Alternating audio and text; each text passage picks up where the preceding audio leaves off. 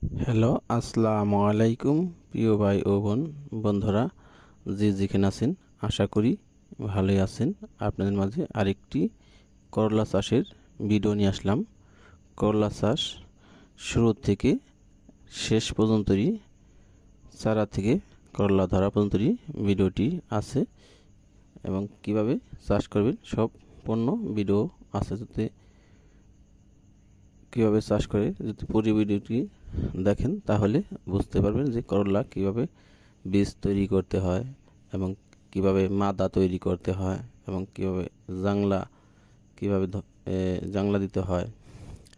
পুরো ভিডিওটি কি পরিমাণ সার দিতে হয়, কি সার দেওয়া লাগবে, সম্পূর্ণ এই ভিডিওটি যদি দেখেন তাহলে বুঝতে পারবেন যে করলা চাষ কিভাবে করতে হয়।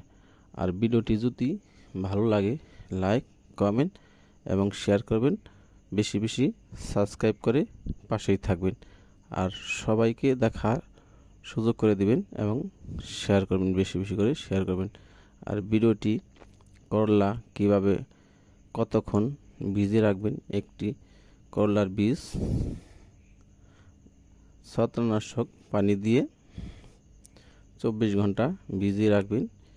ভিজিয়ে রাখার পরে এবং সুন্দর করে ওর একটু ডলাদা দিবেন যাতে ওটার উপরের আবরণটা পরিষ্কার হয়ে যায় এবং ভারী কিছু দিয়ে দানাটা যাতে যখন পানিতে ভিজাবেন তখন যাতে উপর পালি ভেসে না যায়, এটা নেট কি পাতলা কাপড় দিয়ে ভালো করে ভিজিয়ে রাখবেন যাতে দানাটা ভেসে না যায়, ভেসে না ওঠে। এবং ছালার চট দিয়ে ভালো করে চটটা ভিজিয়ে ভালো করে একবার পানি যাতে না থাকে ঝরা দিয়ে সুন্দর করে ছালার মাঝখানে বীজগুলি দিয়ে ভালো করে 3 দিন ভিজিয়ে রাখবেন। ভিজিয়ে রাখলে দানা থেকে বীজ অঙ্কুরিত হবে এবং ছোট ছোট গেরা হবে। তখন আপনি মাটিতে এবং কিংবা প্লাস্টিকের পলিথিনে চারা করতে পারবেন এবং হ্যালো ভিউয়ার্স, আসসালামু আলাইকুম।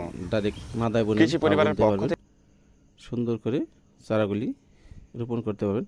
আর শেষ থেকে শুরু পর্যন্তই ভিডিওটি যদি দেখেন তাহলে বুঝতে পারবেন করলা চাষ কীভাবে করতে হয়। তাই ভিডিওটি যদি ভালো লাগে লাইক, কমেন্ট এবং শেয়ার করবেন।